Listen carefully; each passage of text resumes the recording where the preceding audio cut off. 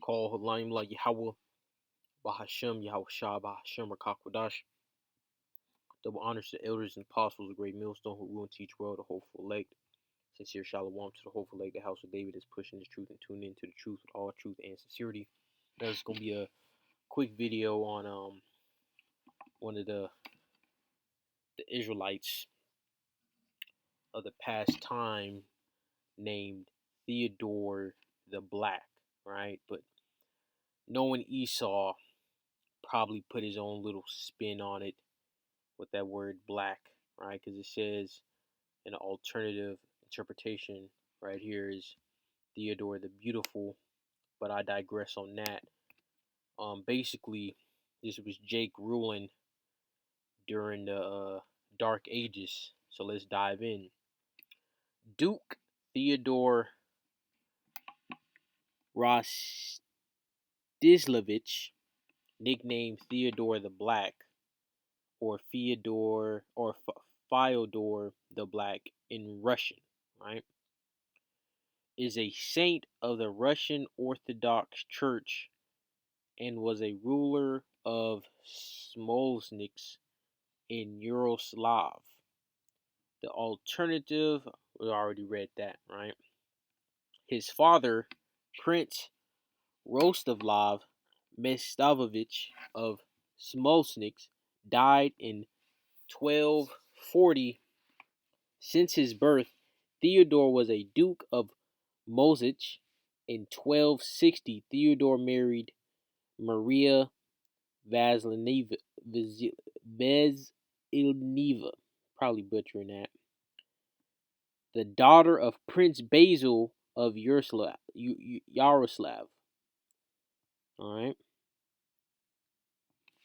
Now let's go into this Gordon Horde, because you see, you had Jake ruling all throughout Europe and parts of Asia from what Esau calls the Dark Ages, and that information is spreading just like the truth, because it's a part of the truth, because the Dark Ages is connects to, I believe, Revelation's 20th chapter,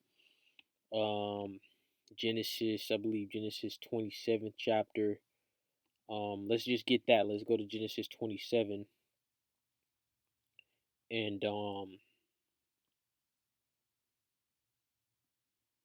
Genesis 27th chapter. I don't want to make this lesson too long. Genesis 27 and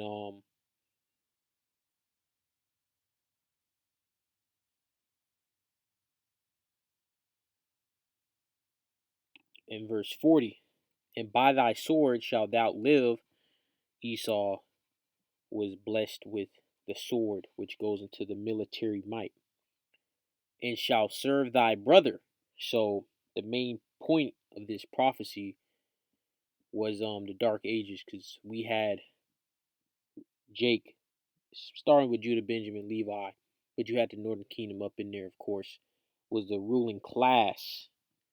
The ruling class all throughout Europe and parts of Asia, which will be like where Russia is, and I think probably Kazakhstan and places like that, right? And it shall come to pass. Oh wait, let me reread verse 40 again. And by thy sword shalt thou live, and shalt serve thy brother. And it shall come to pass when thou shalt have the dominion. So that's how you got the Renaissance, okay? You got the Renaissance with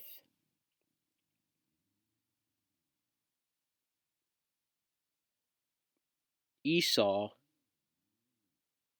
through the power of Yahweh Shai on the left hand side, Satan, rising up these devils through the sword, and they took over Europe and parts of Asia, and then they started, once they got comfortable, settled in, then they started spreading throughout the four corners of the earth with their lies. The Renaissance, the rebirth of the Roman Empire, iconoclasm, but they couldn't cover up everything. That's why you have things like this in Wikipedia, because they couldn't cover up 1,000 years of culture of people. All right, now let's read the Golden Horde. Actually, give me a moment.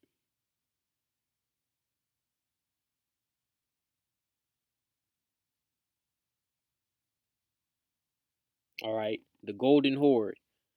Bored with his status, around 1266, Theodore left his family and, on his own initiative, went to Sarai, the capital of the Golden Horde. He became a loyal servant and military commander of Khan Mengu Timur. Theodore the Black took part in Mengu Timur's invasion in Oseta. In 1277 to 1278, he headed the punitive campaign in the Volga, Bulgaria. According to the historical documents, his troops sacked 40 cities and 600 villages with the peculiar ferocity. So he was going out to war, man, pillaging. All right. So you got, this is Jake. Let's see if I can zoom in on this right here. What do they call these? They call these what, the Black Russian icons or something like that, right? That's Jake. But Esau doesn't want to show this to the world. Esau doesn't want Jake to know his history. He wants Jake to stay dumbed down and idiotic. Because you see those churches and the artwork, they're whitewashed. Esau came in, had a, what was it, Michelangelo and all those guys paint over these images that you see right here. They'll paint over them, make them look like Edomites, just like what Esau did. I think it was Napoleon went to Egypt, blew off the noses of the Sphinx and the note. Like if you look at artwork of anybody, not even an Israelite, but someone of a dark hue, right? In an area where people have dark hues, they Esau will take off the noses and take off certain facial features and get rid of the artwork or paint over the artwork or both, because Esau is a liar. And I met this one guy. He knew about the Moors or whatever, right? And this Theodore the Beautiful, Theodore the Black, whatever, will be considered a Moor, right? And yeah, that's coming out. I mean, it's been out for a while, but it's spreading like who the Israelites are. It's spreading. And it keeps spreading and spreading and spreading. It's not going to stop until the famine of the word. But at that point, the election will be sealed. The ones the Heavenly Father want to come into this fold will be in the fold at that point. And there's many, many, many figures of the Southern Kingdom in Europe and Asia ruling, and you know, and because like I said, Esau tried to cover up 1,000+ years of history, which is next to impossible because he failed. You know, I had a link. If I find it, I'll actually link it down below. Now, like I said, not like I said, but if I do find it again and link it down below, you know, chew on it, spit out the bones. You know what I mean? If I link it, I'll probably have to find it again because it goes into the history of the Moors in Europe, but they I think they mixed it in with the Moabites or something. Like the Moors. Like what I'm saying is that you got Moors out here saying saying that the Moors themselves were Moab. I believe I think that's what they're about. All right, the Jakes that don't have the truth and they go real deep into the history of the Dark Ages. Let's go to before I end this off. Let's go to let's go into some more history, or I should say words, right? Etymology. Iconoclast. Iconoclasm. Iconoclasm. The action of attacking or assertively rejecting cherished beliefs in institutions or established values and practice. Let's go a little deeper. The rejection or destruction of religious images as heretical, the doctrine of iconoclasts. So, perfect. Let's click, go to this right here. And this was Jake. All right, this is Jake. This is Judah Benjamin Levi on down. And this was accumulated 13th, 4th, I mean, not 13th, 3rd century, or was it the 4th century, yeah, the 300s, from the 4th century, all the way up to the 16th, 17th century, man. Even after Esau came to power in the Renaissance in the 14th century, Jake was still, having his foot in the door because you got King James, which is Jake in a rulership in 1611, the 1611 Bible. All right, was prescribed by King James, which was a so-called black man. All right, so you can see in his artwork. This is on Google. You got Jake, man. That's how you know the truth is out here. You got Jake. Look at it. This is Jake.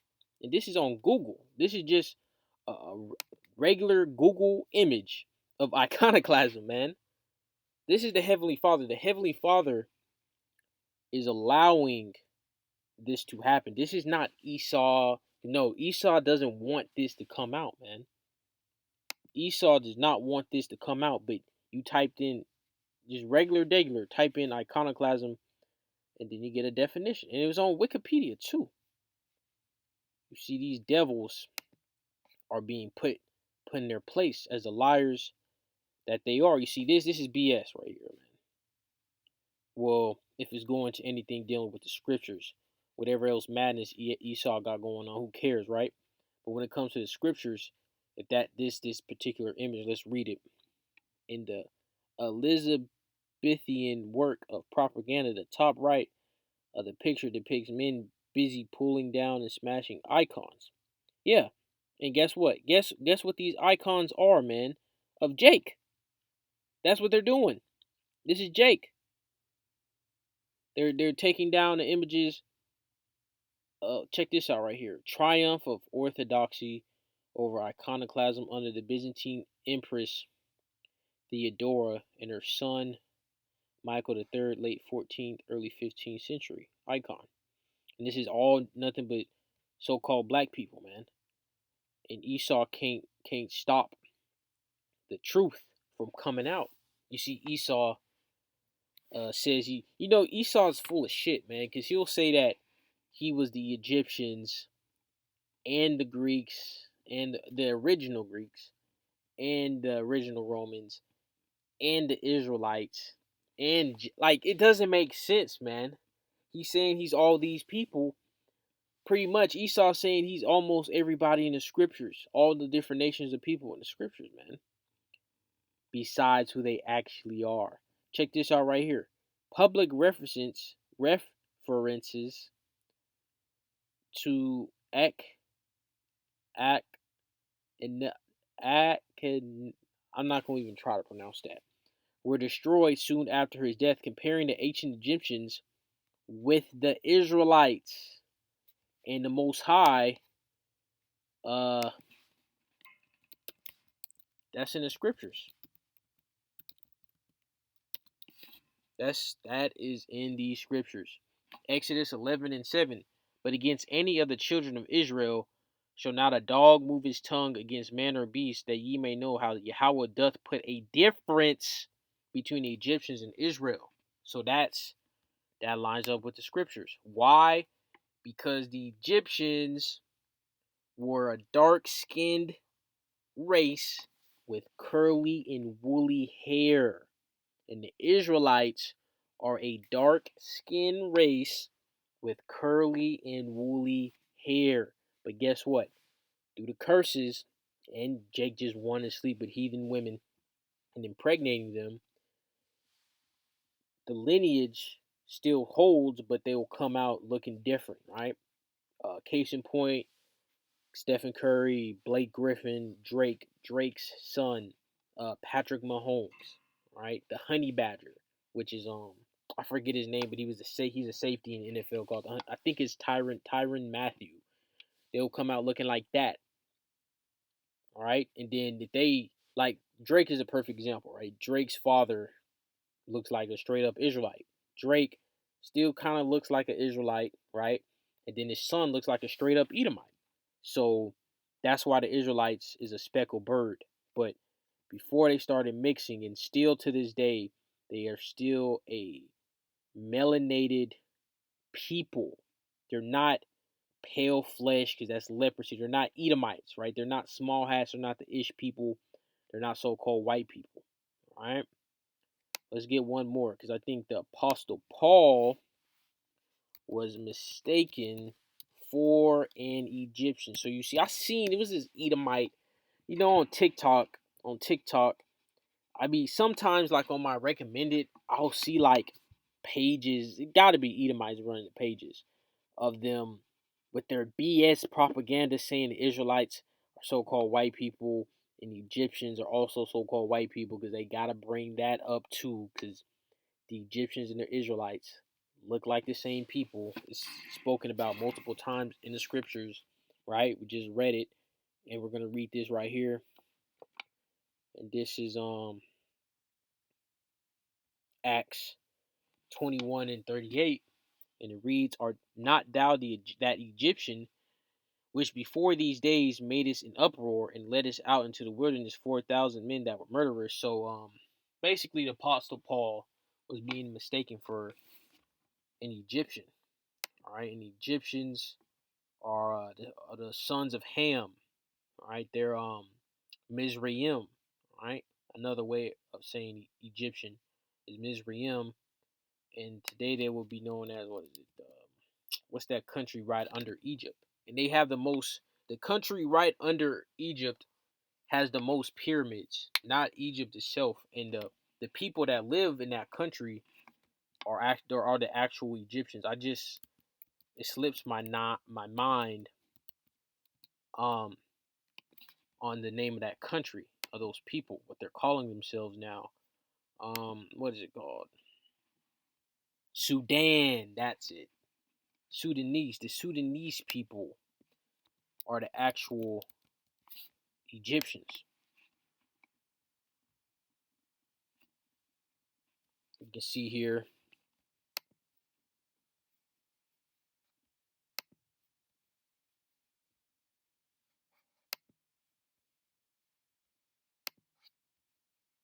They're Hamites, man. These are the sons of Ham. They're not um Israelites. The so-called African Americans, West Indians, Haitians, they're not of the same stock as these people you see here. The Lord put a difference between the Egyptians and the Israelites. And just a quick point because it's just in my mind. Um,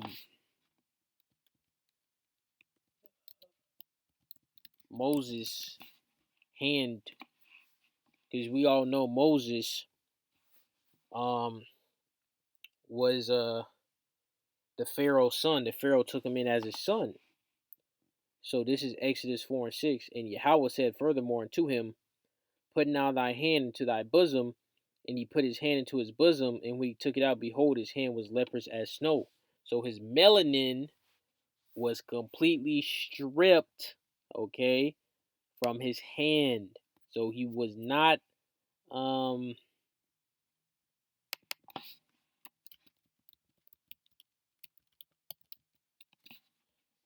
looking like this.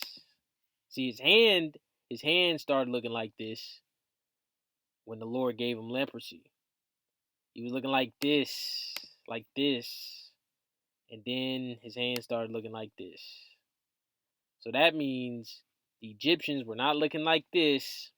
All right, you see, Esau does not, in these heathens, but mainly Esau. All right, and I'm gonna go more into this leprosy because this man has leprosy, but he's not white. It's deeper than that.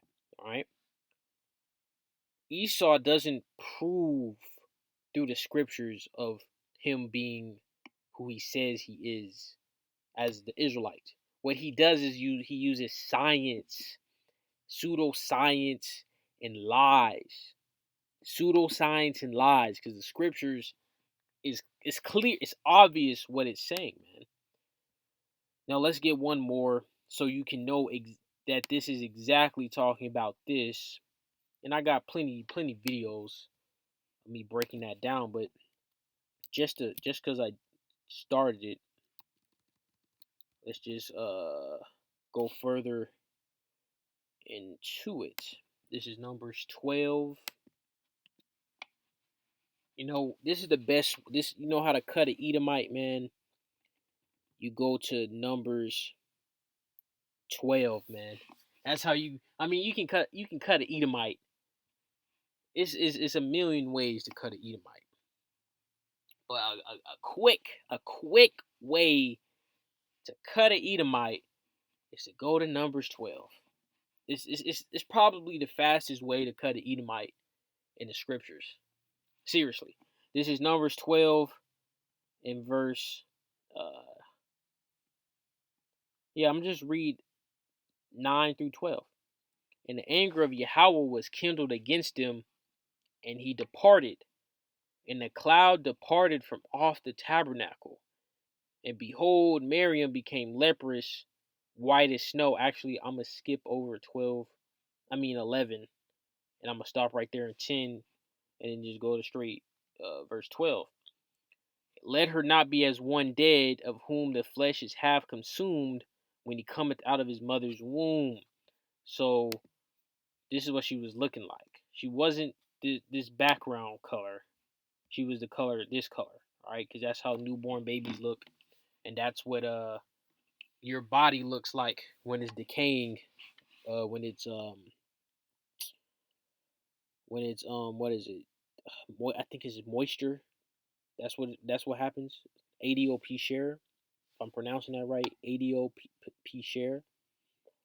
And it's funny when you type in white person, you got white supremacy, you got white people think about probably this is probably race. Why is it so hard for white people to talk about race? Because they're devils, man. What do you mean? This question is either created by someone that doesn't know the history of America, or it's by a person that knows the history of America, but they know it's evil, so they gotta kind of act like they're ignorant about it.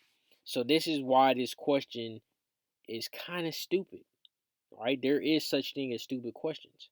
Why is it so hard for white people to talk about race?